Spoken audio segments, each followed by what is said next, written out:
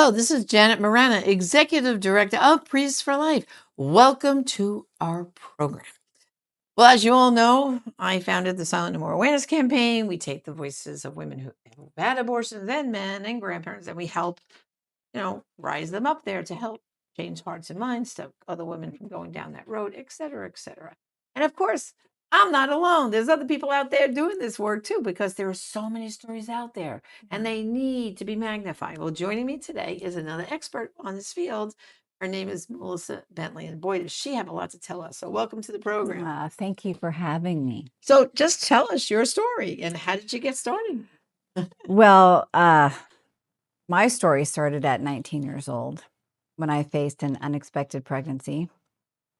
And my boyfriend had told me that I was not able to have this baby.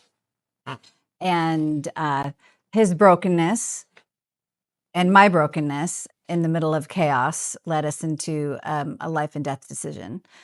And he made an appointment with Planned Parenthood. And I thought, oh, he changed his mind. Oh, because Planned Parenthood, we're going to have a baby. Yeah, we're going to plan for parenthood. Right. Well, Planned Parenthood is anything but women's health care or helping women. So that was back They only do abortions. Right. So that was back in 93.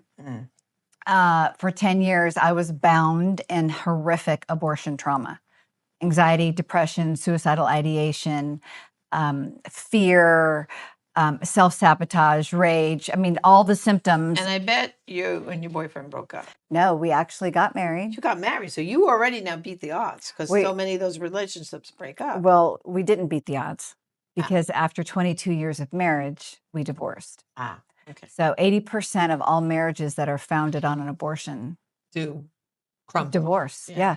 We ended up having 3 children. And so every time I would look at my 3 kiddos, I'm missing one. Right. But I was never allowed to talk about my abortion.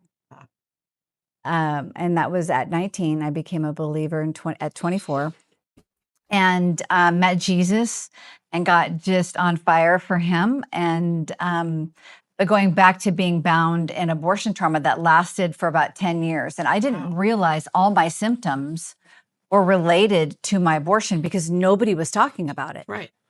Nobody was talking about abortion trauma. Nobody was talking about side effects. Nobody was talking about abortion other than it's murder.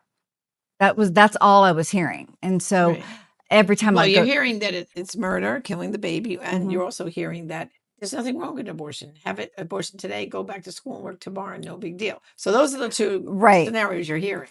Well, when for me, this was back in 93. Right. So from the pulpit, after I became a believer, it was only from a place of shame and condemnation. Oh boy. And so that showed me I will shut my mouth. No one's going to know what happens. Right. Nobody's ever going to know. And then my pastor's wife came to me and said, I really feel like the Lord wants me to disciple you. And I'm like, oh, awesome. Right. And as soon as I got in the car, the lies started. Oh, if she only knew what you did. You're going to be kicked out of church, the ministry that you're in. All the lies that led to my abortion became the forefront. Right. But I respected her so much. I showed up to our first meeting and I said, you picked the wrong person to disciple. And for the first time in 10 years, I spoke it out loud. I had an abortion at 19. And I was literally waiting for the backlash. And she looked at me and she said, you just confirmed I picked the right person. Wow. And she met with it. She had no idea about abortion healing. She had no idea how to love me in that space, but she knew how to love me like Jesus loves. So she met with me every week for 6 months. Wow. For 6 months. And I received forgiveness and healing, went through an incredible time of deliverance and was set free. And then I'm like, get me a microphone, get me a megaphone. The world is going to know. Wow. So that was back in 2000. So for now 26 years, I've been sharing my story. I've been sharing the truth about abortion trauma, that the lie that the abortion industry sells, that this is a silent solution, is nothing other than a lie. And then the hope and healing and forgiveness from Jesus. Okay. So that's what's led me into the pro-life space. Right. And then you founded an abortion healing ministry. Yes. Right? So Love Back to Wholeness was birthed because that's what he did for me. He loved me back to wholeness.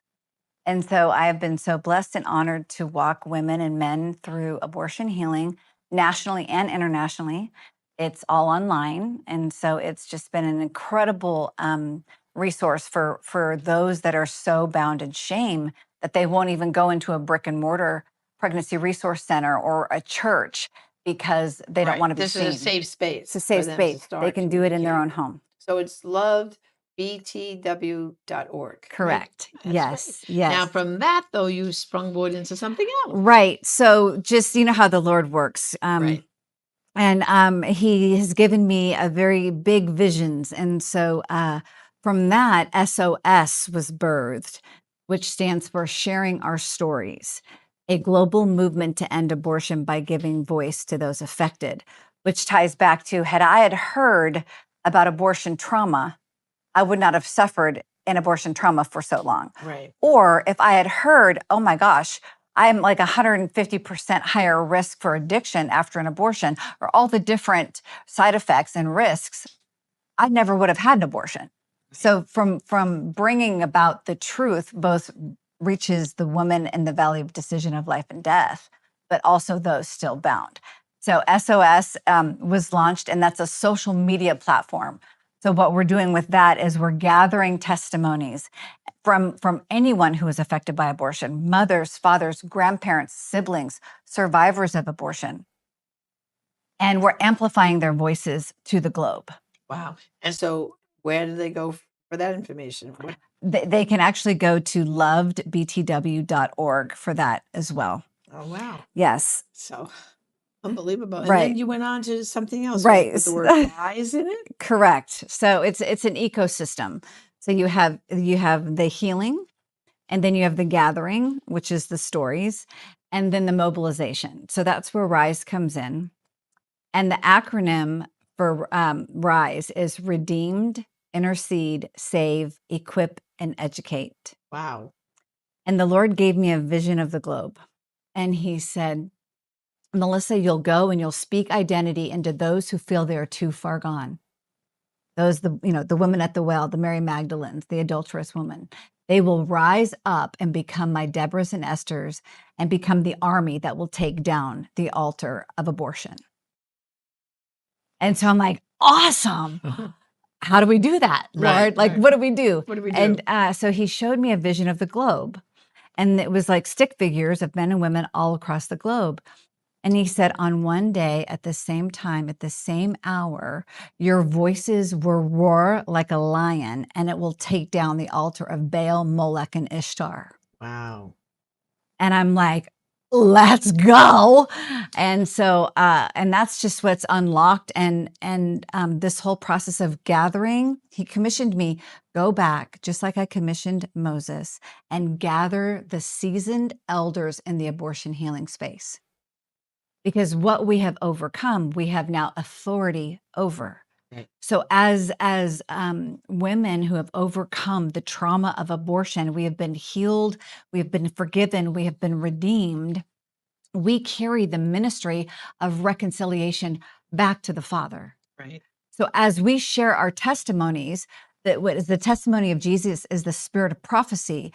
Women who are bound can say, I can be healed. I can have hope. There's hope for me. Hope for me. Right. So, so what we're doing right now is we're gathering, and I believe we're about to have our 4th meeting, and it's just exploded. And so we're gathering and mobilizing. The more we are sharing our stories from a place of being healed and redeemed, the more we can be a landing place and a safe space for those that are still bound. Right. To feel like they can share. Wow. And so that's what we're doing. Terrific. Yeah. Well, all I can say is go for it. Thank you. Thank you. And of course, with Silent No More, we'll be partnering Yes. with you and helping in any way we can. And you guys were such a blessing to me. Being able to share my testimony at the march through Silent No More was such a gift. Wow. Glad to have you did it. And we'll just, as long as the Lord wants us to keep doing that, we'll keep doing that too. It's wonderful. Because, there's always people, I always think back to the very first year we did it, and people didn't know what to think of us. Even the pro-life movement people listening going, I think those women had abortions. Maybe they're pro-choice, and someone else went, no, listen to what they're saying. Right. They had abortions, but they've been forgiven and they regret it. And then Right. from that, we started to get accepted. The women were Right. accepted, and then Right. suddenly the men came along, and so on. So I kind of think like we were the little seeds that were being planted for you guys to bloom. Well, that's how I look at it. and we honor you. We honor Silent No More. And I think what the Lord is doing right now is he's unifying us as one voice. Come together. The silos are done. Right. Unifying one voice, one heartbeat, because it's the Father's heartbeat. Right. Okay, final website you want to tell everyone to go to. So for Rise, it's riseforlives.org, and 4 is the number 4. And then the healing ministry is Loved Back to Wholeness, lovedbtw.org. Thanks for joining me. Thank you for having me. God bless. Well, brothers and sisters, the message of healing, it's up for you to be the ambassadors of that message. That's your homework assignment from me. And remember, this message can help stop abortion, because guess what? There are some abortions only you're going to be able to stop, and therefore some lives only you can save. Join us again next time. Thank you.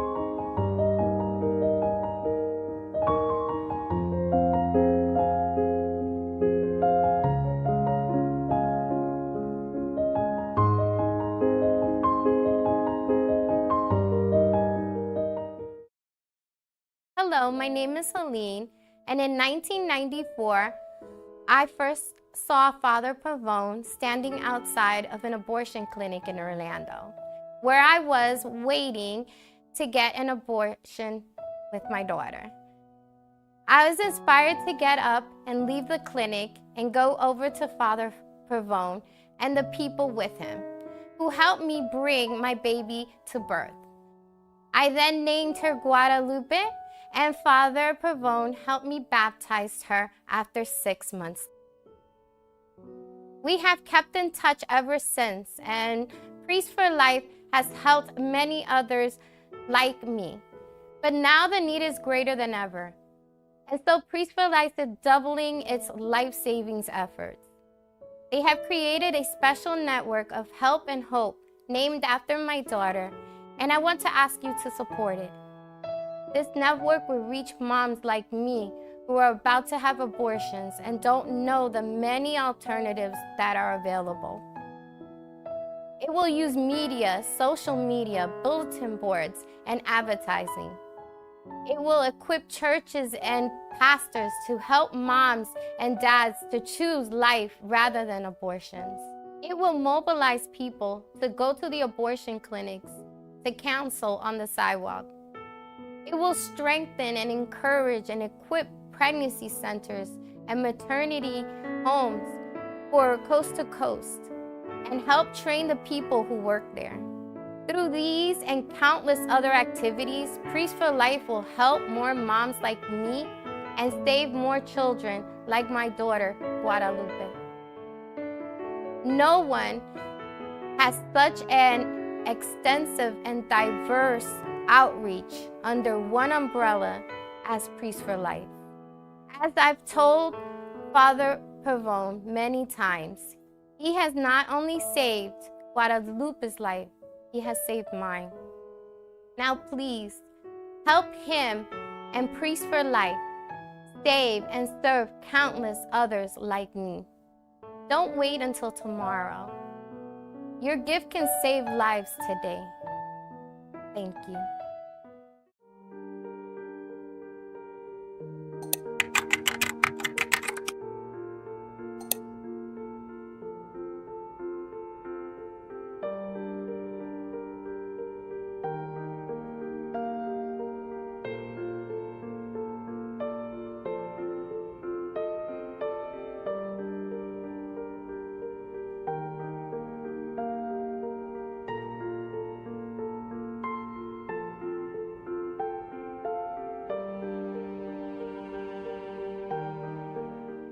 follow him, Frank Pavone, Fr. Frank Pavone. He is the National Director of Priests for Life. Please go to priestsforlife.org. Frank Pavone. Frank, thank you very much.